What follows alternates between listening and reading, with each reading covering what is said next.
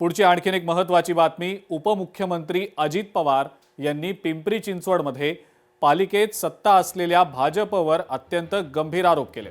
भाजपची राक्षसी भूमिका पाहवत नाही, हप्तेखोरी सुरू आहे असा आरोप त्यांनी केलेला आहे आणि या हप्तेखोरीचे आपल्याकडे पुरावे आहेत असं म्हणत पिंपरी चिंचवडमधल्या भाजपच्या स्थानिक नेत्यांवर अजित पवारांकडून काही गंभीर स्वरूपाचे आरोप करण्यात आल्याचं दिसतंय। अशी लुबाडूब कधी कुठे बघितली नव्हती।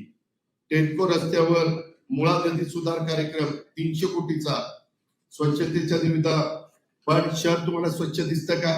धूळ आणि कचरा त्या ठिकाणी दिसतो। पालिकेच्या कारभारात पारदर्शकतेचा पूर्णपणे अभाव आहे। राज्यातील कोणाचाही वचक राहिलेला नाहीये। त्यामुळे शहरामध्ये लुटारू गँग तयार झालेली आहे आणि या भ्रष्टाचारी राक्षसाचं दहन करण्यासाठी आम्ही हे सगळ्या निवडणुकीच्या मैदानात उतरलेलो आहे। हे असलं भ्रष्टाचार चाललेला, असलं धुलाई आपल्या महानगरपालिकेची चालली आहे। पिंपरी चिंचवडमध्ये आमच्याकडे पण काम करत असताना केंद्रातली, राज्यातली, जिल्ह्यातली, तालुक्याची, गावची सगळीच त्या ठिकाणी कामकाज आम्ही बघायचो, म्हणजे ज्याला आपण सत्ता म्हणतो, तिथं आमची लोक होती। पण आम्ही सत्तेचा उत्पाद होऊन दिला नाही, माज होऊन दिला नाही। आता सत्तेची मस्ती, नशा आणि माज झालेला आहे आणि त्यामुळे या सगळ्या घटना घडतायत। सगळ्याच पक्षांमध्ये मोठ्या प्रमाणावर बंडखोरी झाल्याची प्रतिक्रिया मुख्यमंत्री देवेंद्र फडणवीस यांनी दिलेली आहे।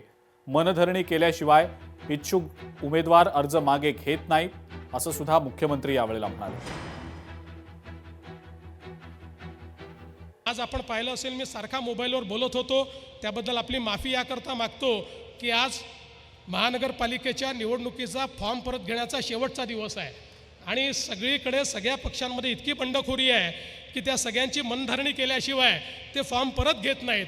त्यामुळे तुम्ही या ठिकाणी सगळे लोक भाषण करत असताना मधूनमधून जे मी बोलत होतो त्या कार्यकर्त्यांना विनंती करत होतो, अरे बाबा फॉर्म परत घे। त्यामुळे मी थोडी ही दृष्टता केली आणि या ठिकाणी फोनवर बोललो, त्याबद्दल आपल्या सर्वांची मी क्षमा मागतो। आणि आताच्या घडीची आणखीन एक महत्त्वाची मोठी बातमी ती म्हणजे राज्यामध्ये भाजपच्या 44 उमेदवारांची बिनविरोध निवड आतापर्यंत झालेली आहे, तर शिवसेनेचे सुद्धा 22 उमेदवार बिनविरोध निवडून आलेले आहेत, तर राष्ट्रवादीचे 2 उमेदवार बिनविरोध निवडून आलेले आहेत। त्यामुळे 15 तारखेच्या मतदानाआधीच महायुतीचे राज्यात आतापर्यंत 68 उमेदवार हे बिनविरोध विजयी झाल्याची माहिती मिळते।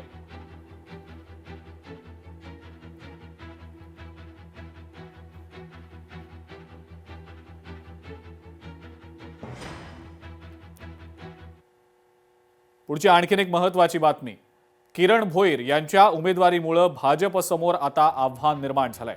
पक्षानं उमेदवारी न दिल्यानं किरण भोईर यांनी बंडखोरी केलेली आहे। नालासोपारा इथल्या वॉर्ड क्रमांक 22 इथनं भोईर यांनी बंडखोरी केलेली आहे।